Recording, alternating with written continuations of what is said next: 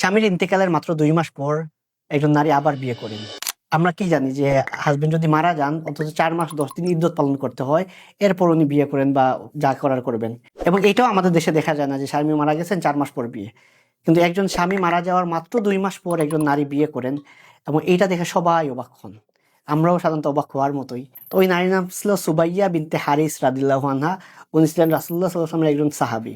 ওনার husband ছিলেন সাদ ইবনে খাওলা রাদিয়াল্লাহু আনহু। উনি বদর, উহুদ, খন্দক এইসব যুদ্ধে অংশগ্রহণ করেন, হুদাইবিয়া, তারপর মক্কা বিজয়ে অংশগ্রহণ করেন। এরকম অনেক বড় মাপের একজন সাহাবী ছিলেন। এমনকি উনি 2টা হিজরত করেন, আবিসিনিয়ায় হিজরত করেন, মদিনায় হিজরত করেন। তো উনি ইন্তেকাল করার মাত্র 2 মাসের মধ্যে ওনার ওয়াইফ আবার বিয়ে করেন। তো অনেকেই অবাক হয় যে 2 মাসের মধ্যে একজন নারী কিভাবে বিয়ে করবেন। সাধারণত রুলিংসটা কি 4 মাস 10 দিন ওয়েট করতে হয়, তারপর বিয়ে করতে হয়।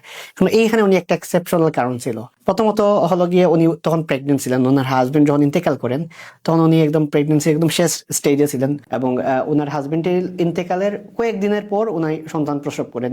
বলা হয় তাকে, কয়েকটা বর্ণনা আছে এটা নিয়ে, কোনো কোনো বর্ণনায় 23 দিন, কোনো কোনো বর্ণনায় 25 দিন, কোনো কোনো বর্ণনায় 40 দিন পর উনি সন্তান প্রসব করেন। তারপর যখন অনেক সাহাবী ওনাকে বিয়ের প্রস্তাব দেন, উনি খুবই সুন্দরী একজন নারী ছিলেন এবং অনেকগুলা প্রস্তাব আসে ওনার। তো ওনাকে যারা প্রস্তাব দেয় তাদের মধ্যে একজন ছিলেন আবু সানাবিল রাদিয়াল্লাহু আনহু। উনি ছিলেন 2টা প্রস্তাবের মধ্যে, উনি ছিলেন একটু উনি বয়স্ক ছিলেন এবং উনি প্রস্তাবের পর সুবাইয়া বিনতে হারিস রাদিয়াল্লাহু আনহু উনি চুজ করেন যে ওই যে প্রস্তাবের মধ্যে যিনি একটু কম বয়সী ছিলেন তাকে। বাট আবু সানাবিল উনি বলেন যে আপনি যে বিয়ে করবেন আপনার তো এখনো ওইটার সময় তো পার হয় নাই, আপনি এত তাড়াহুড়ো করবেন কেন, এত তাড়াতাড়ি বিয়ে করবেন কেন? তখন উনি চলে যান রাসূলুল্লাহ সাল্লাল্লাহু আলাইহি ওয়াসাল্লামের কাছে, গিয়ে বলেন, ইয়া রাসূলুল্লাহ, আমার তো বিয়ের প্রস্তাব আসছে, অমুক অমুক আমাকে বিয়ের প্রস্তাব দিছে, এখন আমি কি করব? আমার তো এখন ইদ্যত পূরণ হয় না, বা এরকম একটা জিনিস উনি রাসূলুল্লাহ সাল্লাল্লাহু আলাইহি ওয়াসাল্লামকে বলেন। তখন রাসূলুল্লাহ সাল্লাল্লাহু আলাইহি ওয়াসাল্লাম বলেন যে তুমি যখনই তোমার সন্তান প্রসব করছো তখন থেকেই তুমি হালাল হয়ে গেছো, অর্থাৎ তখন থেকেই তুমি চাইলে বিয়ে করতে পারবা। সাধারণত নর্মাল যে সিনারিওতে স্বামীর ইন্তেকালে 4 মাস 10 দিন পর্যন্ত এটা কোনো নারী বিয়ে করতে পারবে না, কিন্তু উনি যখন সন্তান প্রসব করছেন তারপর থেকেই উনার কেসটা ডিফারেন্ট। উনি যেহেতু প্রেগনেন্ট ছিলেন, উনার কেসটা ডিফারেন্ট। ওনার ওই 4 মাস 10 দিন ইদ্যতটা পালন করতে হয় নাই, সন্তান প্রসবের সাথে সাথেই উনি বিয়ে করার জন্য উপযুক্ত হয়ে গেছেন। তো এইটা ছিল মূলত ওই যে সাহাবী তার ঘটনা। এবং পরবর্তীতে ওনার বিয়ে হয় ওই যে যিনি ওল্ড ছিলেন, যিনি বয়স্ক ছিলেন, সেই সাহাবীর সাথে, আবু সানাবিল ওনার সাথে। এবং সেই নারী ছিল যার মাত্র বিয়ের হাজবেন্ডের ইন্তেকালের মাত্র 2 মাসের মধ্যে ওনার বিয়ে হয়, তার নাম ছিল সুবাইয়া বিনতে হারিস রাদিয়াল্লাহু আনহা। এইখানে আমরা দেখতে পাই যে রাসূলুল্লাহ সাল্লাল্লাহু আলাইহি ওয়াসাল্লামের যুগে সাহাবীদের আসলে কেউ যদি বিধবা হতেন, কোনো নারী যদি বিধবা হতেন, ওনার হাজবেন্ড হয়তো বা যুদ্ধে ইন্তেকাল করছেন, শাহাদাত বরণ করছেন বা স্বাভাবিক অসুস্থতার কারণে ইন্তেকাল করছেন, তখন কিন্তু ওনারা অনেক সারা জীবন বিধবা হয়ে কাটাইতেন না, ওনাদের আবার বিয়ে হতো। এবং এটা খুবই নর্মাল একটা ঘটনা ছিল। বাট ওই এক্সেপশনটা যেহেতু ওনার ছিল, বাকি সবাই 4 মাস 10 দিন ওয়েট করতেন, এরপর বিয়ে হতো, বিয়ের প্রস্তাব আসতো।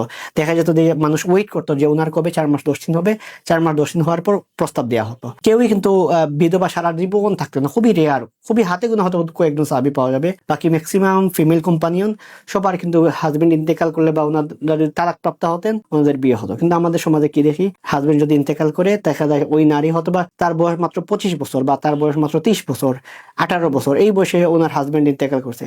সেই নারী যখন বাকি 40 বছর অতিবাহিত করে বা বাকি সারাটা জীবন যখন কাটায়, একদম আর বিয়ে হয় না, বা সমাজের একটা টেবু যে বিধবার আর বিয়ে হবে না। তো এটা কিন্তু সাহাবীদের যুগে এরকম টেবু ছিল না। সাহাবীদের যুগে কিন্তু একজন নারী বিধবা হলে, তালাকপ্রাপ্ত হলে ওনার আবার বিয়ে হতো। আমাদের যুগে এই প্র্যাকটিসটা না থাকার ফলে সেই নারীটা সারাটা জীবন খুব কষ্টে জীবনযাপন করে, দেখা যায় বাপের বাড়িতে যায়। ওই বাপের বাড়িতে তো আরেকটা ফ্যামিলি আছে, তার ভাইয়ের ফ্যামিলি আছে, তার ভাইয়ের যখন বিয়ে হয়, বাচ্চা কাচ্চা হয়, তখন দেখা যায় ওই পরিবারের কাছে একটা বোঝা হিসেবে থেকে যায়। কিন্তু সাহাবীদের যুগের সিস্টেমটা ছিল সমাজের সবাই এটা মেনে নিত, একজন নারী তো বিধবা হতেই পারে, একজন নারী তো তালাকপ্রাপ্ত হতেই পারে, তার আবার বিয়ে হতো। এই জন্য আমাদের দেশে বিধবা বিয়ে, তারপর হলো গিয়ে যে তালাকপ্রাপ্ত বিয়ে, এই জিনিসটা যদি প্রমোটেড না হয়, এটা আসলে এইটার কোনো সমাধান নাই।